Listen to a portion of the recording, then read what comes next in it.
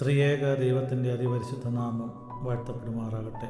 ആദരണീയരായ വിശ്വാസികളുടെ സമൂഹമേ, പരിശുദ്ധനായ പാമ്പാടി തിരുമേനിയുടെ ജീവിതത്തിൻ്റെ പവിത്രമായ ഓർമ്മകളും നന്മകളും നമ്മുടെ വ്യക്തി ജീവിതത്തിൽ മാതൃകയാകട്ടെ എന്ന് പ്രാർത്ഥിച്ച് ആശംസിക്കുകയാണ്.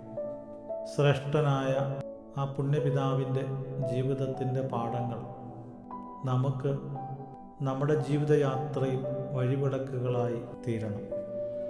വർത്തമാന കാലഘട്ടത്തിൽ ഗുരുശിഷ്യ ബന്ധത്തിന് വലിയ അപജയങ്ങളുണ്ടായിക്കൊണ്ടിരിക്കുമ്പോൾ ഗുരുശിഷ്യ ബന്ധത്തിന് പവിത്രമായ മാതൃക കാണിച്ചു തന്ന പുണ്യവാനായ പാമ്പാടി തിരുമേനിയെക്കുറിച്ച് ചിന്തിക്കാതിരിക്കുവാൻ ആവില്ല.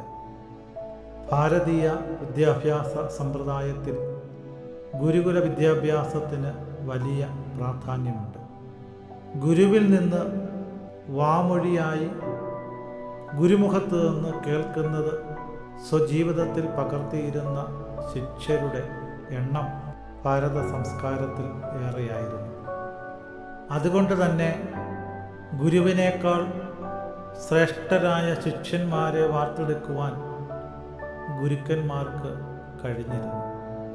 എന്നാൽ ഗുരുശിഷ്യ ബന്ധത്തിൽ വലിയ അപജയം എൻ്റെയും നിങ്ങളുടെയും ഈ കാലഘട്ടത്തിൽ വന്നുകൊണ്ടിരിക്കുന്നു. അത് സെക്കുലർ വിദ്യാഭ്യാസത്തിലും സ്പിരിച്വൽ വിദ്യാഭ്യാസത്തിലും നടന്നുകൊണ്ടിരിക്കുകയാണ്. വെല്ലുവിളികൾ ഏറെയുള്ള വിദ്യാഭ്യാസ മേഖലയിൽ വിദ്യാഭ്യാസം ഇന്ന് ജോലി ചന്തയിലെ കോമ്പറ്റീഷനുള്ള ഒരു ഉപാധിയായി മാത്രം പരിണമിച്ചിരിക്കുകയാണ്. മാതാപിതാക്കൾ മക്കളെ വളർത്തുന്നത് തന്നെ പഠിപ്പിക്കുവാനും ജോലി ലഭിക്കുവാനും മാത്രമാണ് എന്ന വികലമായ ഒരു കാഴ്ചപ്പാടിലാണ്. കോടാനുകോടി വർഷങ്ങളായി ഈ ലോകത്ത് നിലനിന്ന് വരുന്ന ജീവൻ, മനുഷ്യരാശിയുടെ പരമമായ ലക്ഷ്യം ദൈവസന്നിധിയിലെ നിത്യജീവനാണ് എന്ന് എല്ലാ മതങ്ങളും പഠിപ്പിക്കുമ്പോൾ നമുക്ക് ചുറ്റുമുള്ള ഞാനടക്കമുള്ള മാതാപിതാക്കളുടെ വികലമായ ചിന്തകൾ കുഞ്ഞുങ്ങളെ കുരുതി കൊടുക്കുന്നതിന് കാരണമായി തീരുന്നോ എന്ന് ചിന്തിക്കണം. അധ്യാപകനെ ആദരിക്കാത്ത, ഗുരുത്വം കാണിക്കാത്ത ശിഷ്യരുടെ എണ്ണം കൂടിക്കൊണ്ടിരിക്കുകയാണ്. സ്കൂളുകളും കോളേജുകളിലും അധ്യാപകരായി വരുവാൻ തന്നെ ഇന്ന് ഉദ്യോഗാർത്ഥികൾ ഇല്ല. ഒരു 30-40 വർഷം മുമ്പ് സമൂഹത്തിൽ പഠിച്ചിറങ്ങുന്നവരിൽ ഏറ്റവും മിടുക്കരായിരുന്നു ഗുരുക്കന്മാരായി പോയിക്കൊണ്ടിരുന്നത്. അങ്ങനെ തന്നെ വേണമായിരുന്നു. കാരണം ഏറ്റവും മിടുക്കർ അധ്യാപകരായെങ്കിൽ മാത്രമേ കുട്ടികളെ ശരിയായ രീതിയിൽ നയിക്കുവാനും പഠിപ്പിക്കുവാനും സാധിക്കുകയുള്ളൂ. എന്നാൽ ഇന്ന് അതിന് വ്യതിയാനമാണ്. ഏറ്റവും മിടുക്കർ എഞ്ചിനീയറും ഡോക്ടറും നേഴ്സുമാരും മാത്രമായി മാറ്റപ്പെടുമ്പോൾ വിദ്യാഭ്യാസ മേഖലയിൽ പഠനത്തോടും പഠിപ്പിക്കലിനോടും താല്പര്യമുള്ളവർ കടന്നു വരുന്നത് 20% താഴെയായി. ബാക്കിയുള്ളവരും ജോലി സമ്പാദനത്തിനുള്ള മാർഗമായി അധ്യാപനത്തെ കണക്കിടുകയുമാണ്. അത്തരത്തിലുള്ള വലിയ പ്രതിസന്ധിയുടെ ഒരു നാളുകളിലാണ് ഗുരുശിഷ്യ ബന്ധത്തിൻ്റെ പവിത്രമായ മാതൃക കാണിച്ച പരിശുദ്ധ പാമ്പാടി തിരുമേനിയുടെ ജീവിതം നമുക്ക് പാഠമാകേണ്ടത്. സത്യത്തിൽ പരിശുദ്ധ പാമ്പാടി തിരുമേനി ലോകപ്രകാരം വലിയ വിദ്യാഭ്യാസം ഉള്ള വ്യക്തിയല്ലായിരുന്നു. മതപഠനത്തിന്, ദൈവബന്ധത്തിന്, ദൈവ ആരാധനയ്ക്ക്, നോമ്പ് ഉപവാസങ്ങൾക്ക്, സെക്കുലർ വിദ്യാഭ്യാസത്തിൻ്റെ ഉന്നത ഡിഗ്രികളും PhDകളും ആവശ്യമില്ല എന്നുള്ള തിരിച്ചറിവ് വിശ്വാസ സമൂഹത്തിന് ഉണ്ടാകണം. പ്രാർത്ഥിക്കുവാനും ദൈവസന്നിധിയിൽ ഹൃദയം പകരുവാനും സാധിക്കുന്നെങ്കിൽ അത് മതി. പരിശുദ്ധ പാമ്പാടി തിരുമേനിയുടെ ഗുരു മഠത്തിലാശാനാണ് എന്ന് അദ്ദേഹത്തിൻ്റെ ജീവചരിത്രം വഴി നമുക്കറിയാം. ഗുരുവിനെ ആദരിക്കുകയും ബഹുമാനിക്കുകയും സ്നേഹിക്കുകയും ചെയ്തിരുന്ന ഒരു ശിഷ്യൻ. ശിഷ്യം വലുതായപ്പോഴും ഗുരുവിനോടുള്ള സ്നേഹവും ബഹുമാനവും ആദരവും കരുതലും തെല്ലും കുറഞ്ഞുപോയില്ല എന്നതാണ് സത്യം. ഗുരുവിന് കാഴ്ച കൊണ്ട് കൊടുക്കുന്ന ശിഷ്യൻ, ഗുരുവിനെ കാണുവാൻ ഭവനത്തിലേക്ക് പോകുന്ന ശിഷ്യൻ, ഇതൊക്കെ നമ്മുടെ കാലഘട്ടത്തിൽ ചില അത്ഭുതങ്ങൾ മാത്രമായി അവശേഷിക്കുകയാണ്. ധന്യനായ മഠത്തിലാശാൻ, അദ്ദേഹത്തിൻ്റെ കുടുംബാംഗങ്ങൾ, അനന്തര തലമുറകൾ ഭാഗ്യം ചെയ്തവരാണ്. പാമ്പാടിയുടെ മണ്ണിൽ പിറന്നു വീണ ഈ പരിശുദ്ധന് അക്ഷരവെളിച്ചം കൊടുക്കുവാൻ സാധിച്ചുവെന്നുള്ളത് അതിനപ്പുറമുള്ള ഒരു സൗഭാഗ്യം എന്ത് ലഭിക്കുവാൻ. നമ്മുടെ കർത്താവ് തന്നെ ഏറ്റവും വലിയ ഒരു ഗുരുവായിരുന്നു. താൻ കഥകളിലൂടെയും പ്രകൃതിയുടെ ഉദാഹരണങ്ങളിലൂടെയും ഒക്കെ ജനത്തെ പഠിപ്പിച്ചു. തൻ്റെ പ്രസംഗങ്ങളിലെ പ്രസക്തമായ ഉദാഹരണങ്ങൾ ആടും മീനും കാളയും ഒട്ടകവും അത്തിയും വൃക്ഷങ്ങളും മരുഭൂമിയും മത്സ്യവും ഒക്കെയായിരുന്നു. പ്രകൃതിയെയും പ്രകൃതി വസ്തുക്കളെയും ചേർത്ത് നിർത്തിക്കൊണ്ടുള്ള ഒരു പഠന പ്രക്രിയയും സമ്പ്രദായവും ശ്രേഷ്ഠ ഗുരുവായ ക്രിസ്തുവും കാണിച്ചു തന്നിരുന്നു. ഇവിടെ പാമ്പാടി തിരുമേനി തൻ്റെ താബോർ എന്ന മലമുകളിൽ പ്രകൃതിയുമായി സംവേദനം ചെയ്ത ഒരു പുണ്യവാനായിരുന്നു. അതുകൊണ്ട് അദ്ദേഹത്തിന് താമസിക്കുവാനായിട്ട്, പർണശാല ഉയർത്തുവാനായിട്ട്, ദേവാലയം പണിയുവാനായിട്ടുള്ള സ്ഥലം വരെ വിട്ടുകൊടുത്തത് അദ്ദേഹത്തിൻ്റെ ഗുരുവായിരുന്ന മഠത്തിലാശാനാണ് എന്ന് പറയുമ്പോൾ ആ ഗുരുശിഷ്യ ബന്ധത്തിൻ്റെ ദൃഢതയും ശ്രേഷ്ഠതയും ആഴവും എത്ര വലുതായിരുന്നു.